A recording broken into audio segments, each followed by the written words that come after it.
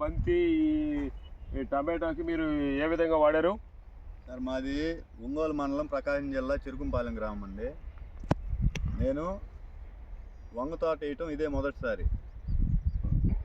దీన్ని ఎలా చేయాలా అని చెప్పి ఒక రైతుని అడిగితే, పలాని నర్మదా మెడికల్ శ్రీనివాసరావు గారి దగ్గర వెళ్ళండి అని చెప్పారండి. ఫస్ట్ ఈ మొక్కలు నాటేటప్పుడు RPS 76 ఏర్లలో ముంచి వాటర్ తోటి దాన్ని ఇచ్చామండి.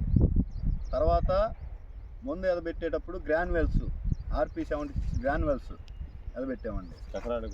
ఎకరానికి 5 కేజీల లెక్కన గ్రాన్యువల్స్ ఎదబెట్టామండి. తర్వాత వచ్చేలకి RPS 76 ఇప్పుడు 3 సార్లు స్ప్రే చేసామండి. మొక్క గ్రోత్ కానీ కాపు కానీ బాగుంది. పూలు కూడా నెంబర్ 1గా ఉన్నాయండి. ఇప్పుడు ఎంత కోసారండి మీరు ఈ బంతి పూలు? ఇప్పుడు ఈ బంతి పూలు ఒక 3 టన్నుల దాకా కోసాను. ఇంకా ఇప్పుడు అలా అవ్వదు, ఇంకా 3 నెలలు పంట కాబట్టి ఇది మనం కొత్త కదా, ఎస్టిమేషన్ అనేది మనకి ఇంకా తెలియలేదండి. 3 టన్నుల మటుకు క్రాప్ కోసాను. వంగ ఎంత కోసారండి? వంగ ఒక 2 టన్నులు కోసానండి. 60 రోజులు అయింది. నిన్న మొన్న ఒక 2 టన్నులు కోసాము. సరే, ఇప్పుడు మీరు RPS వాడినందువల్ల మీరు మీ పైరు కానీ మీకు మీ యొక్క సాటిస్ఫాక్షన్ ఏ విధంగా ఉందనేది? RPS కొట్టిన తర్వాత 2 రోజులు ఆగి వచ్చి చేను దగ్గరికి వస్తే అడుగు దాకా పెరిగి ఉందండి. పెంపుదల నెంబర్ 1గా ఉంది RPS 76.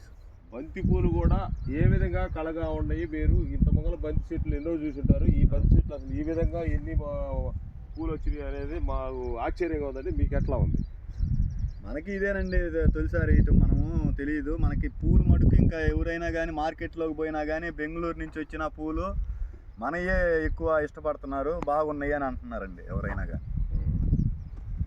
అందువల్ల మీరు RPS 76 వాడుతూనే ఉన్నామండి. ఇప్పుడు వాడినందువల్ల ప్రతి రైతుకు కూడా మీకు కొంచెం రికమెండ్ చేయండి సార్, మంచిది. అవును. ఓకే.